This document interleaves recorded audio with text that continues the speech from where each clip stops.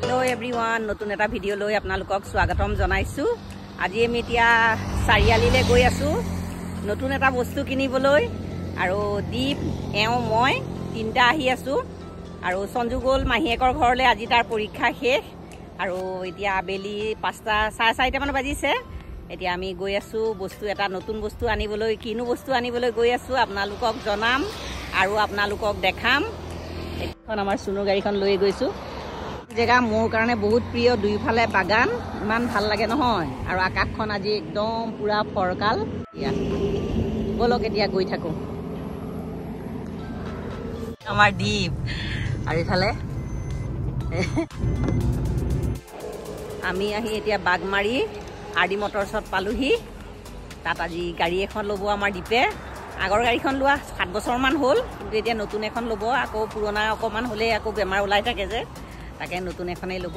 এইখন RD Motors আমাৰ এইখন গৈছে আৰু মোক এয়া দেখিছেনে ভোলে বাবাক দিছে, লৈ লৈছোঁ।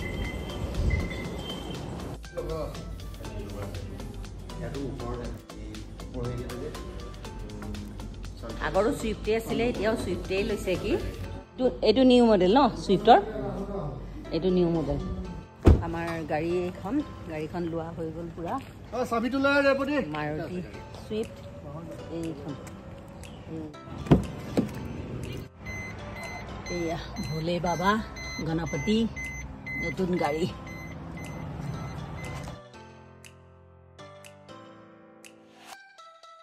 ফাইনেলি আমাৰ গাড়ী লোৱা হৈ গ'ল আৰু এয়া ষ্টাফৰ তেওঁলোক দুইগৰাকী।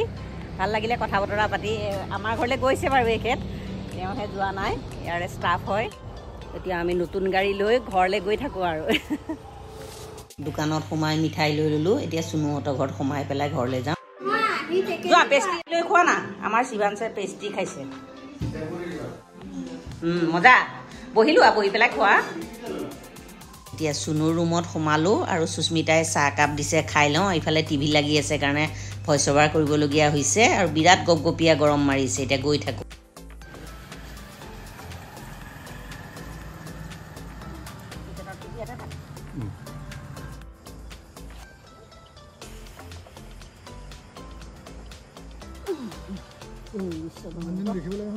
নতুন গাড়ী আনিলোঁ, আনি পেলাই ঘৰ পালোহি এতিয়া। আৰু গাড়ীখনত গামোচা এখন দি চকাকেইটাক অলপ পানী দি সেৱা কৰিলোঁ আৰু ভাইটিয়ে লৈ এতিয়া ঘৰলৈ গৈছে। দেওবাৰ মানেহে মই যাম, সঞ্জু নাই যেতিয়া, সি আহিলেহে যাব পাৰিম। আৰু এতিয়া বাবাকো এফালে গৈছে বজাৰলৈ আৰু সিও গ'ল ঘৰলৈ। ময়ো এতিয়া অলপ ফ্ৰেছ হৈ লওঁ, তাৰপাছত আপোনালোকক লগ পাই আছোঁ। চাৰিআলিৰ পৰা আহি মেলি আৰু পাৰ আনি থৈছিলে, পাৰ মাৰি দিলে, মই বাচিলোঁ। আৰু আমাৰ মানে এইবিলাক বচা মেলা, মাছ বচা একো কাম কৰিব নোৱাৰে, তাৰমানে চব ময়ে কৰিব লাগে। সেইকাৰণে পাৰটো মাৰি দিলে, মই বাচি কুচি থৈ ধুমধাম গা ধুলোঁ। গা ধুই আৰু চাহ বনাই দুইজনে চাহ একাপ খাই অকণ সময় বহিলোঁ। বহি এতিয়া 8:30 হ'ল। এতিয়া পাকঘৰলৈ যাওঁ আৰু পাৰৰ ৰেচিপিটো একদম থুলমূলকৈ বনাম। মাংস বনাব নজনা মানুহেও একদম পটককৈ বনাব পাৰিব, চিম্পুলভাৱে। এয়া পাৰ মাংসখিনি ধুনীয়াকৈ বাচি মেলি কাটি মেলি ল'লোঁ। আলু 2টা দিছোঁ, অমিতা এডোখৰ দিছোঁ, পিঁয়াজ 3টা দিছোঁ, নহৰু আদা পেষ্ট ডাঙৰ চামুচৰ 1.5 চামুচমান লৈছোঁ। এতিয়া মই গোটেই মাংসখিনি মেৰিনেট কৰি পেলাম। এতিয়া নহৰু আদা পেষ্টখিনিও দি দিম ইয়াতে। জিৰা আধা চামুচ, ধনিয়া আধা চামুচ, কাশ্মীৰী ৰেড চিলি আধা চামুচ, জালুক আধা চামুচ আৰু জোখ অনুযায়ী হালধি, জোখ অনুযায়ী নিমখ, এইখিনি গোটেইখিনি ইয়াত দি দিছোঁ। 1 চামুচমান মিঠাতেল দি দিম আৰু এইখিনি ধুনীয়াকৈ সানি ল'ম, মিক্স কৰি দিম। এনেকৈ মাংস বনাব নজনা মানুহেও বনাব পাৰিব, খুব সহজ উপায়েৰে, বেছি সময়ো নালাগে। মাংসখিনি পূৰা মিক্স কৰা হৈ গ'ল আৰু এতিয়া মই 3টা কেঁচা জলকীয়াও দি দিছোঁ আৰু এতিয়া ঢাকনাখন মাৰি 15 মিনিটমান থৈ দিম। কেৰাহী এখন বহাই দিছোঁ, মিঠাতেল 3 চামুচমান দিছোঁ। আমাৰ গৰম হৈ গ'ল। জিৰা কেইটামানে তেজপাত পিচিলাই দি দিছোঁ, এটা ফুটি গ'ল। এতিয়া মেৰিনেট কৰি থোৱা মাংসখিনি দিছোঁ। মাংসখিনি মোৰ 20 মিনিটমানেই হৈ গ'ল মেৰিনেট কৰি থোৱা। মাংসখিনি ধুনীয়াকৈ লৰাই দিম।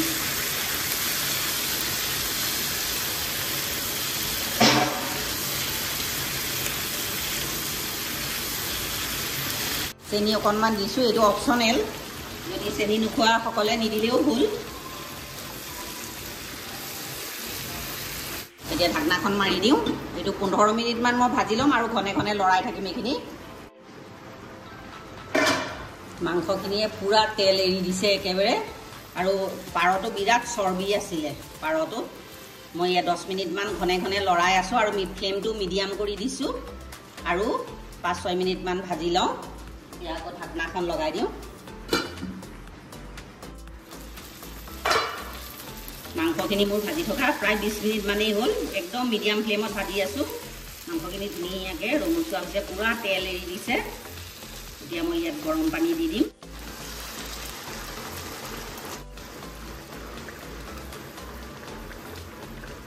আৰু এইখিনি 10-15 মিনিটমান সিজালে মোৰ পাৰৰ তৰকাৰী একদম সহজভাৱে বনোৱা পাৰৰ তৰকাৰী দিয়ে হৈ যাব মোৰ তৰকাৰীখিনি পুৰা সিজি গৈছে আলু ধুনীয়াকৈ সিজি গৈছে অমিতাও সিজি গ'ল আৰু মোৰ পাৰৰ গ্ৰেভি ৰেডি আৰু মোৰ খুব সিম্পলভাৱে বনোৱা যদি ৰেচিপিটো আপোনালোকে ভাল পায় লাইক কৰিব কমেণ্ট কৰি জনাব যিসকলে নতুনকৈ মোৰ ভিডিঅ'সমূহ চাই আছে প্লিজ মোৰ চেনেলটো ছাবস্ক্ৰাইব কৰি দিব মোক ছাপোৰ্ট কৰিব মোক আগুৱাই যাবলৈ আপোনালোকে ছাপোৰ্ট কৰিব এতিয়া মোৰ পাৰৰ গ্ৰেভিটো ৰেডি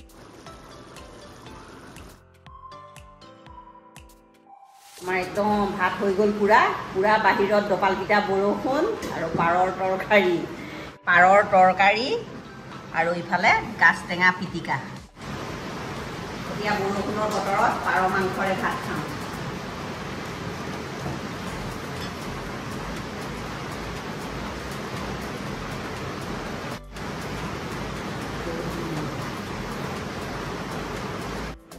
ভাত পানী খাই বৈ বাচন বাতি ধুই পখালি আজৰি হৈ তামোল এখন সোমোৱাই আহি অকণমান বহিছোহি আৰু এই ভিডিঅ'টো সম্পূৰ্ণ কৰি চোৱাৰ বাবে আপোনালোকক বহুত বহুত ধন্যবাদ আৰু আজিৰ ভিডিঅ'টো ইয়াতে সামৰোঁ এই ভিডিঅ'টো যদি ভাল পায় লাইক কৰিব কমেণ্ট কৰিব প্লিজ মোৰ চেনেলটো ছাবস্ক্ৰাইব কৰি দিব কাষত থকা বেল আইকনটো প্ৰেছ কৰি অল কৰি দিব আকৌ এটা নতুন ভিডিঅ' লৈ আপোনালোকৰ ওচৰলৈ আহিম আজিলৈ আহোঁ ধন্যবাদ